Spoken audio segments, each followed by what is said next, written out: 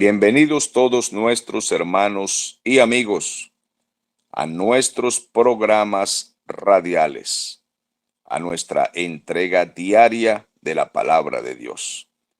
Haciendo un recorrido por las Escrituras, nos estamos deleitando, aprendiendo de las advertencias del Espíritu Santo, también los consuelos, las promesas, la seguridad de la salvación y también el temor de Dios. Debemos guardar reverencia por cuanto el Señor ha dicho: sed santos y sed perfectos, porque yo soy santo y soy perfecto.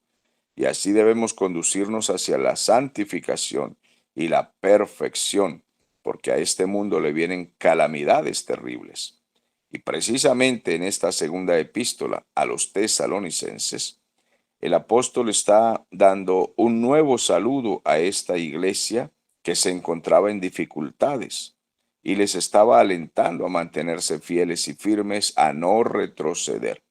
Además, en el capítulo 2, donde estamos entrando hoy, hace algunas aclaraciones doctrinales, pues parece que había algunos falsos apóstoles y falsos maestros que estaban por allí introduciendo mensajes o cartas, escritos doctrinales, diciendo que ya había comenzado el día del Señor, que ya el Señor había levantado su iglesia y ahora estaban bajo juicio y estaban asustados pensando que se habían quedado y que tendrían que sufrir persecución y cárcel, pero por causa de el tiempo de la gran tribulación.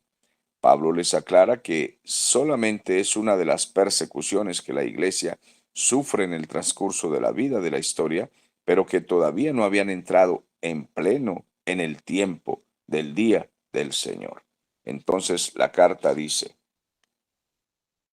pero con respecto a la venida de nuestro Señor Jesucristo y nuestra reunión con Él, os rogamos, hermanos. Entonces aquí está aclarando que en la venida del Señor Jesucristo por la iglesia, ese día tendremos una reunión con Él en las nubes, como lo había dicho en el capítulo 4 de la primera epístola.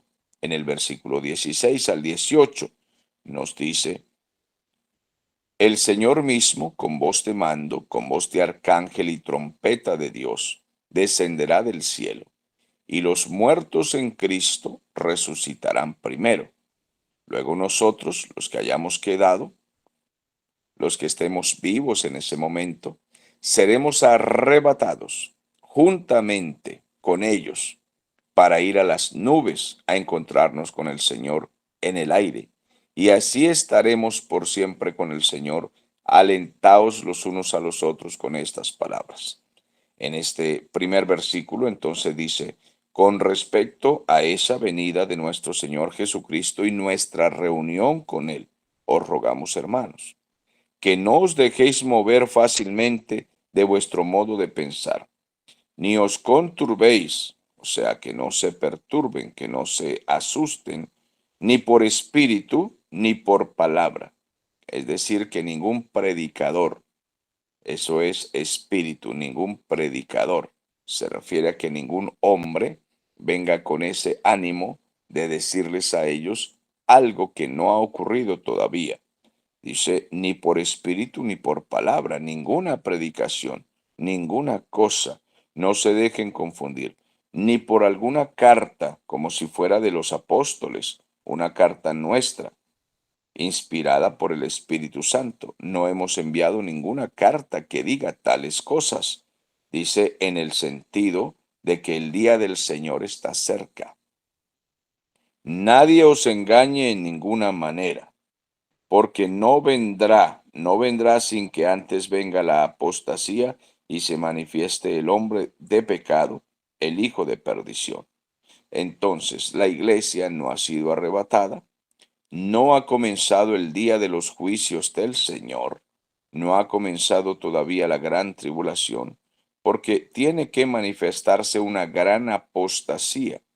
Y es que ya estamos viendo la apostasía que se está manifestando en las iglesias y pensamos algunos que es una señal muy clara de que el Señor está a punto de levantar su iglesia. Una gran apostasía, porque cuando se levante esta apostasía, entonces el Señor levantará su iglesia y comenzará el día del Señor con la manifestación del hombre de pecado. Creemos que es en ese orden que están las cosas. Nadie os engañe en ninguna manera, porque no vendrá sin que antes venga la apostasía y se manifieste el hombre de pecado, el hijo de perdición. Entendemos entonces que en aquel tiempo, ya creemos que muy cercano, se levantará el hijo de perdición para causar la más grande y final persecución contra los creyentes que en esa época puedan arrepentirse estas personas y ser creyentes, hijos de Dios, y se levantará una gran persecución contra ellos y contra la nación de Israel en general, pero contra el remanente de Israel de manera muy especial, porque hay un remanente de Israel que en ese tiempo creerá en Jesucristo. Se arrepentirán. Algunos judíos podrán creer en el Señor y convertirse, pero sufrirán una gran persecución. Este hijo de perdición, este hombre de pecado, conocido en la palabra del Señor como la bestia y conocido también como el anticristo, este hombre se unirá primero al imperio religioso, a la gran ramera, una unificación de iglesias, de religiones, un sincretismo, un ecumenismo, en donde dirán que una sola religión es lo conveniente para que los hombres no peleen por doctrinas, por fe, por creencias. Entonces se unirán en un mundo de paz.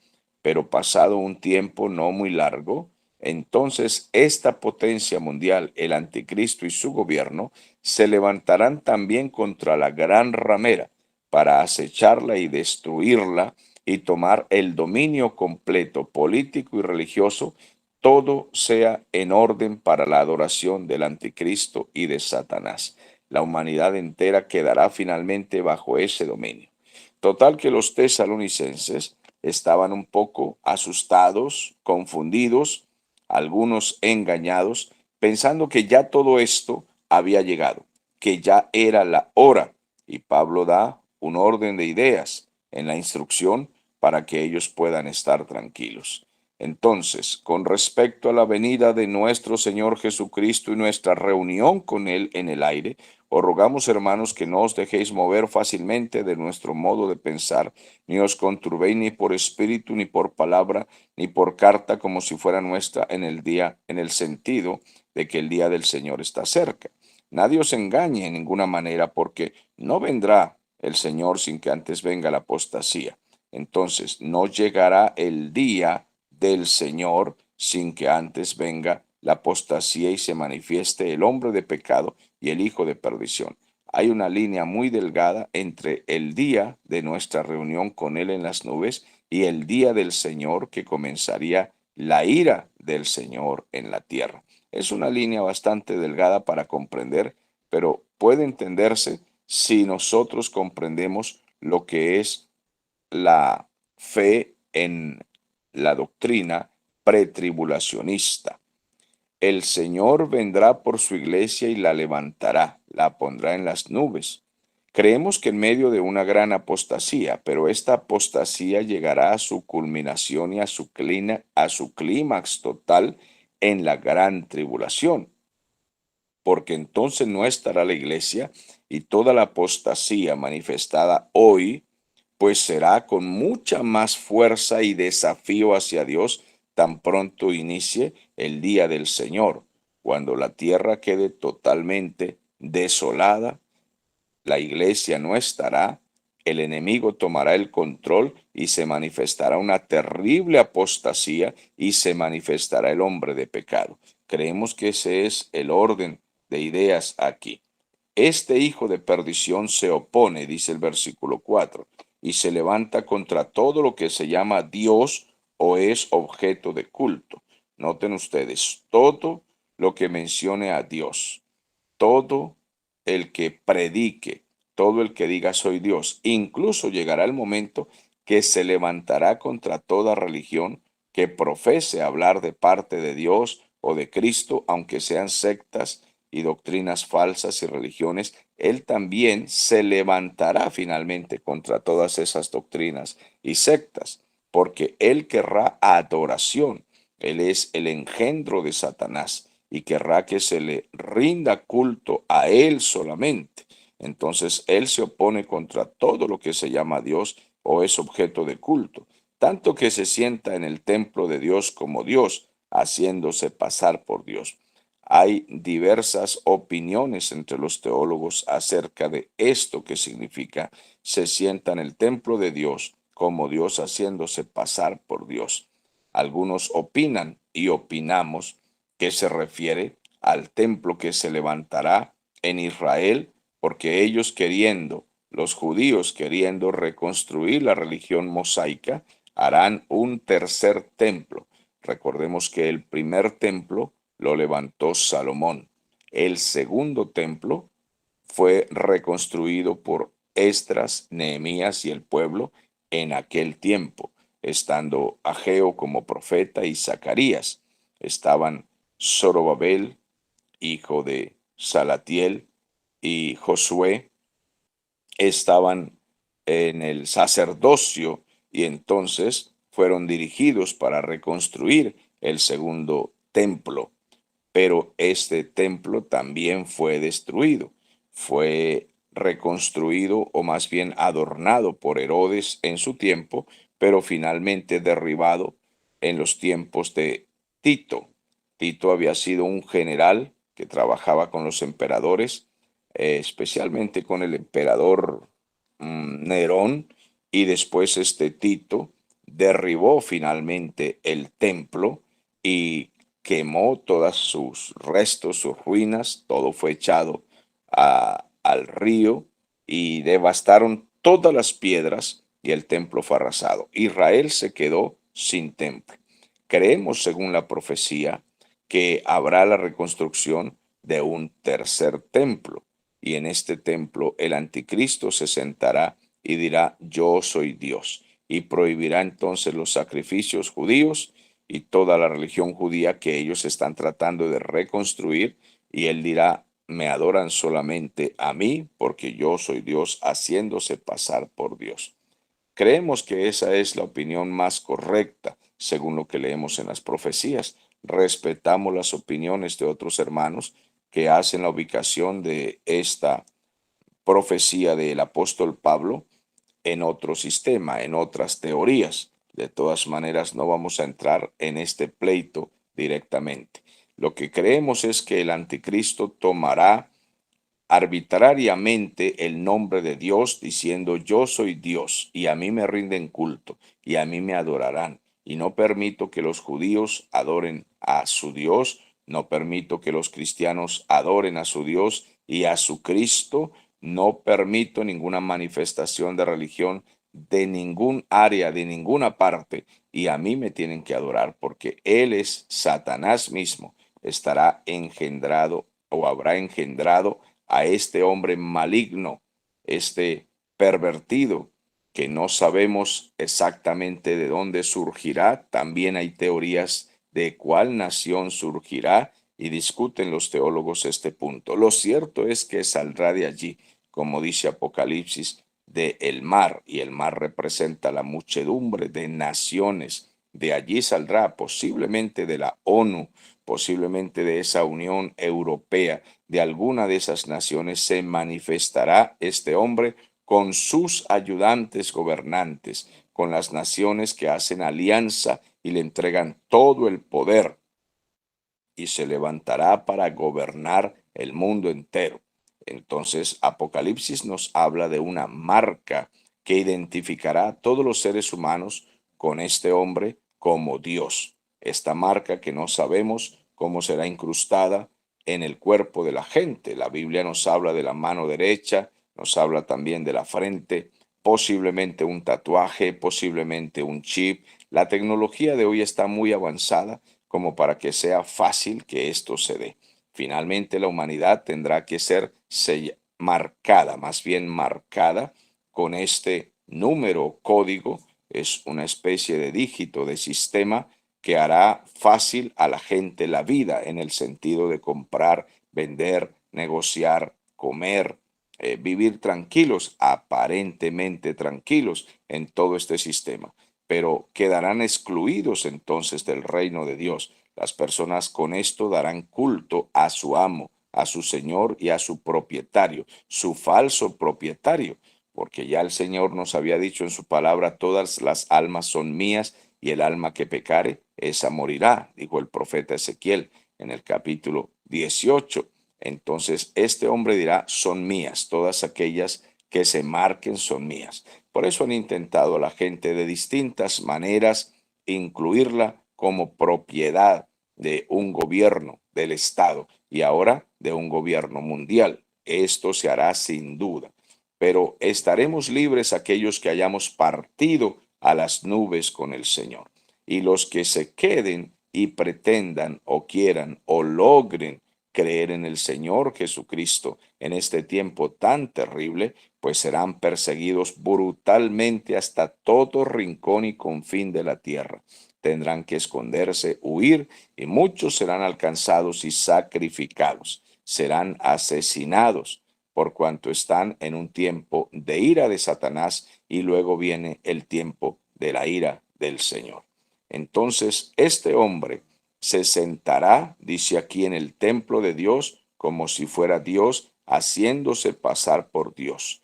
¿No os acordáis que cuando yo estaba todavía con vosotros os decía esto? O sea, Pablo ya les había predicado.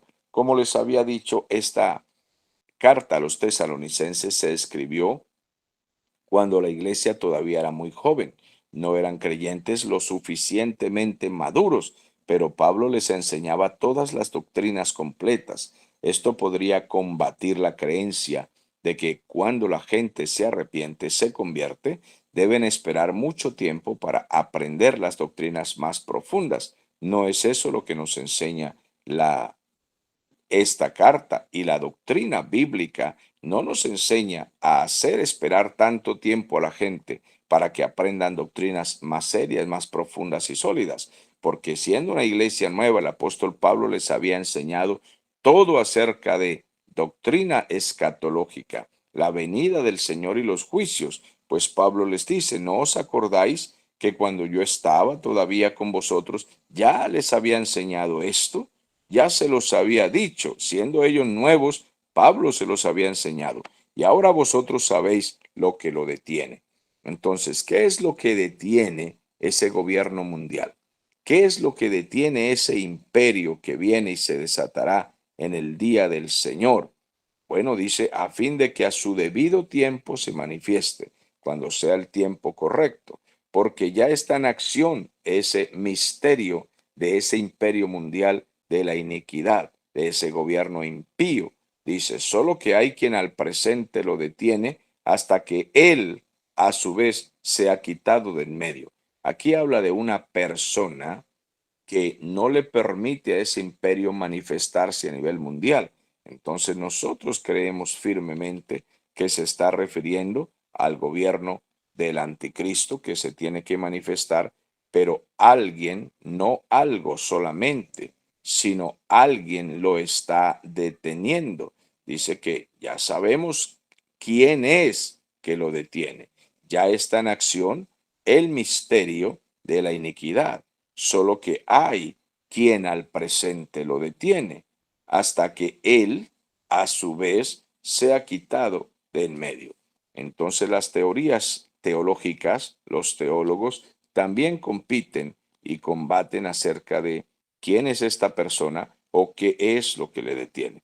Nosotros creemos que cuando se trata de él, esa persona no es algo solamente, sino es la persona del Espíritu Santo. Creemos que es la presencia del Señor en la iglesia.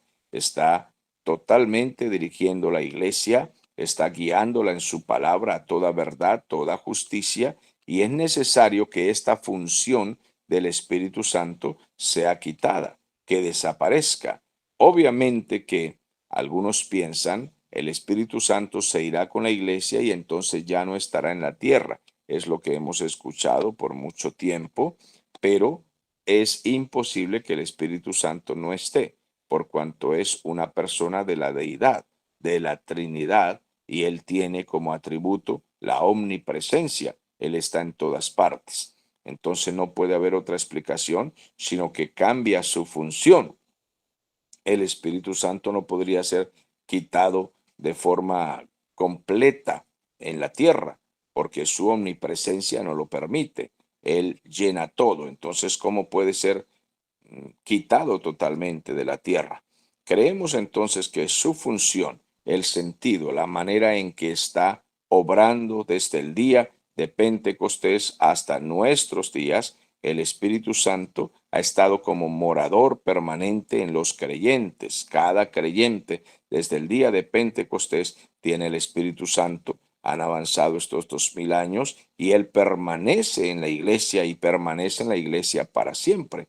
Pero la iglesia terminará su era, su época, cuando parta a las nubes con el Señor. Entonces allí el Espíritu Santo estará con la iglesia de esa manera, pero Él sigue cumpliendo una función. Él convierte a las personas, las guía hacia la salvación. Y creemos que cuando la iglesia se vaya, entonces los que queden aquí para que puedan ser salvos deben ser convencidos de pecado, pero no pueden ser miembros de la iglesia porque la iglesia habrá pasado al tiempo del tribunal de Cristo y a rendir cuentas y a ser recompensados en ese día pues glorioso en que la iglesia subirá. Entonces, ellos serán salvados creyentes. Cuando leemos Apocalipsis, no encontramos el nombre de iglesia por ninguna parte, solo encontramos a personas que han creído en el Señor en ese tiempo. Sin embargo, yo ruego a mis hermanos que cuando se encuentren con personas de fe, hijos de Dios, creyentes de las iglesias que tienen otra opinión teológica, no entremos en discusiones con nuestros hermanos. Así lo encontramos en la Biblia, así es que creemos. No encontramos en la Biblia la iglesia en función por ninguna parte en Apocalipsis. Ya en el capítulo 3 encontramos la iglesia y en el capítulo 4 en adelante ya no encontramos la iglesia. No está por ningún lado. No se nos da ninguna instrucción de cómo vivir en el tiempo del Apocalipsis, cómo permanecer. No se nos da ningún mandamiento. Entonces, ¿cómo podríamos saber cómo vivir en el tiempo de la tribulación si no hay ningún mandamiento para esto? No dice absolutamente nada de cómo conducirnos, porque la iglesia no estará. Estamos viendo claramente que la iglesia habrá desaparecido por cuanto es el día de la ira del Señor. El día del Señor habrá comenzado y habrá grande persecución, y la carta a los tesalonicenses nos ha dicho precisamente, la primera carta capítulo 5, que no estamos puestos para la ira.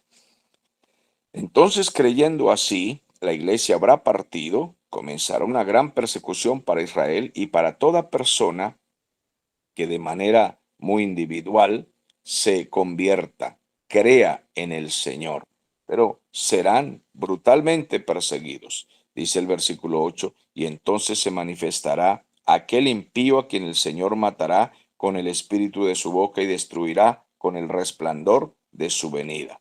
Entonces estamos comprendiendo que una vez que la iglesia parta, el Espíritu Santo, habiendo partido con la iglesia en la era de la gracia, en la era del acompañamiento de la iglesia, entonces comenzará ese periodo en que el impío, el inicuo, el engendro del diablo se manifestará. Pero el Señor mismo lo enfrentará al final de la tribulación, cuando el Señor regrese, Él mismo se encargará de tomar a ese hombre y lanzarlo en el lago de fuego, como se nos instruye también en Apocalipsis en el capítulo 19. Con el resplandor de su venida el Señor lo destruirá. Después de que la iglesia haya sido arrebatada, comenzará toda esta revelación de ese hombre en este mundo. Y este versículo nos dice que esa carrera del anticristo pasará. El anticristo será entonces condenado. Bueno, este texto pareciera que dijera que será aniquilado, destruido, pero cuando lo llevamos al contexto podemos comprender que será castigado eternamente, será destruido su imperio, su gobierno, su poder, ya no podrá hacer daño a nadie. Entonces, el versículo 9 dice, el advenimiento de este impío es por obra de Satanás. Él hará o será acompañado de hechos poderosos, de señales, de falsos milagros, nos dice el versículo 9, de manera literal, inicuo cuyo advenimiento es por obra de Satanás con gran poder y señales y prodigios mentirosos. Entonces sabemos que Satanás le habrá otorgado cierto poder, cierta energía para que él pueda hacer muchos prodigios mentirosos, además que le ayudará la tecnología y la magia, porque será algún brujo espectacular para los hombres impíos, los cuales quedarán asombrados y caerán de rodillas ante las señales que él hará. Le ayudará también la tecnología, la magia, todo esto para que los hombres queden boquiabiertos y digan, no hay poder más grande que los que hace este hombre, tratando de imitar a los milagros del Señor, multiplicación de los panes y los peces. El Señor caminó sobre el agua, detuvo las tormentas, resucitó los muertos. Tantas cosas que hizo por amor el Señor, pero éste no hará nada por amor, no existe en él el amor. Todo lo que hará será con engaño, totalmente engaño para que los hombres crean en él. ¿Y por qué creerán en él? Bueno, la Biblia dice que con todo engaño de iniquidad para los que se pierden, porque no quisieron recibir el amor de la verdad para ser salvos. El hombre fue creado para tener fe, para adorar. Ese es el propósito de la creación del hombre. Y si los hombres no quieren creer en Dios, pues tendrán entonces, ya que se les ha dado este periodo de gracia para que puedan creer y adorar, pues tendrán que creer en Satanás, porque están puestos para adorar y para creer, para tener fe. Pero como no han querido tener el amor de Dios en sus vidas y lo han rechazado por completo, entonces el versículo 11 dice que Dios les va a enviar un poder engañoso para que crean en la mentira. No quisieron creer en la verdad, pues tendrán que creer en la mentira y serán entregados en manos de este anticristo que dice ser Dios para que crean en él, porque Dios lo había advertido durante muchos años. Arrepentíos o pereceréis, volveos a mí, yo me volveré a vosotros, juicios vienen para la tierra, tengan fe, los quiero recoger, como una gallina recoge sus polluelos. Todas estas palabras que de diversas maneras se le dijo a Israel, se le dijo a los gentiles que el Señor está llamando al arrepentimiento, que este es el reino de Dios que ha venido, que el reino de Dios está entre vosotros. A la iglesia le dijo el Señor, vayan y hagan discípulos en todo el mundo, prediquen el evangelio a toda criatura, el que creyese y fuere bautizado será salvo. Traigan a las almas, anuncien el evangelio, el que escuche, que pueda arrepentirse, pero la humanidad ha despreciado por completo la palabra del Señor, pues ahora serán engañados. Ahora serán puestos en manos de este poder mundial satánico para que crean a la mentira. ¿Para qué? El versículo 12 dice, a fin de que sean condenados, porque no creyeron en la verdad, sino que se complacieron en la injusticia. Todos los que no creyeron a la verdad y se complacieron en la injusticia tendrán que ser condenados por cuanto voluntariamente han despreciado al Señor. Entonces, en esta, o en base pues a este pasaje, la Biblia nos dice que si en esta era de la gracia no han querido confiar en el Señor cuando tienen oportunidad, si no quisieron creer, esta es la línea delgada que hay entre la culpabilidad y la gracia, tan delgada que yo mismo que predico el Evangelio de la gracia no he podido entender esa línea tan delgada. El Señor es quien llama a los pecadores por cuanto ellos no pueden arrepentirse por su propia voluntad, porque están condenados a la incredulidad. Entonces Él es quien nos salva por pura gracia y soberanía. Pero el hombre es culpable de voluntariamente rechazar al Señor. El Señor sabe que el hombre por su propia voluntad no se va a arrepentir, porque los hombres aman el pecado, la carne y el placer. Aman la lujuria, el placer sexual, la vulgaridad, la inmoralidad, la idolatría, la hechicería, los vicios, la droga, el alcohol, la mentira. Los hombres aman practicar esas cosas, les gusta vivir en homosexualidad, en delincuencia, en robos. Los hombres aman el mundo, el pecado, además en indiferencia, porque los que no son delincuentes, malos, drogadictos, simplemente son indiferentes. No me importa el evangelio y punto. Ellos no quieren nada con el Señor. Entonces no pueden arrepentirse y Dios los hace culpables porque tampoco quieren. Ellos no pueden, pero no quieren y Dios los hace culpables. Y nosotros por purita gracia hemos sido salvados. Todos ellos serán juzgados y por cuanto no creyeron en la verdad, serán condenados. No quisieron creer en la verdad, sino que se complacen en la injusticia y el Señor los condenará.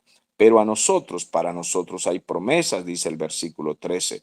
Pero nosotros debemos dar siempre gracias a Dios respecto a vosotros, amados hermanos, de, por el Señor, de Dios os haya escogido desde el principio para salvación mediante santificación por el Espíritu y la fe en la verdad. Nosotros debemos estar muy agradecidos con el Señor. Nosotros debemos dar gracias a Dios siempre por nuestros hermanos y por nuestra propia vida. Amados hermanos, por el Señor, ¿por qué debemos estar agradecidos? De que Dios nos ha escogido desde el principio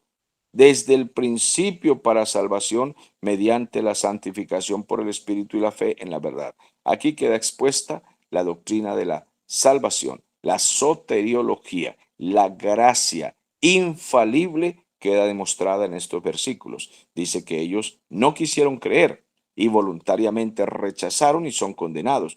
Pero luego aquí en el versículo 13 no se nos dice que nosotros podíamos creer, sino que debemos dar gracias a Dios de que hayamos sido escogidos desde antes de la fundación del mundo. Queda muy clara la doctrina, a lo cual os llamó mediante nuestro evangelio para alcanzar la gloria de nuestro Señor Jesucristo. Así de que estamos aquí por la pura gracia del Señor.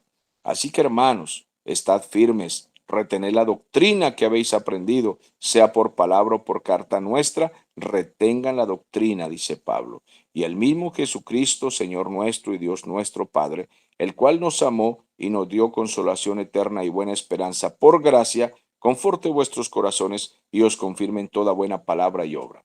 Aquí termina con frases o con palabras de esperanza, de consuelo, luego de habernos advertido que hay que retener la doctrina. Así de que aquellos que están predicando todas estas insensateces que se ven en los medios de comunicación y en las redes, todas estas bobadas, todas esas manipulaciones a los creyentes, a los que asisten a las iglesias, toda esa ridiculez que menosprecia y pisotea la sangre de Cristo y rebaja el evangelio a lo absurdo, todos esos cultos llenos de maldad, todos aquellos que están predicando todas aquellas cosas y han despreciado al Señor, bueno, ellos no han hecho caso a la advertencia. A nosotros se nos dice, retengan ustedes la doctrina, porque hay palabras de consuelo para los que retienen la doctrina.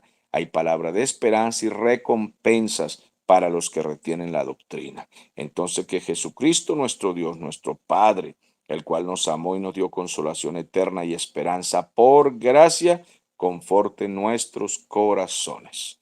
Qué maravillosa lectura, un poco complicada para algunos.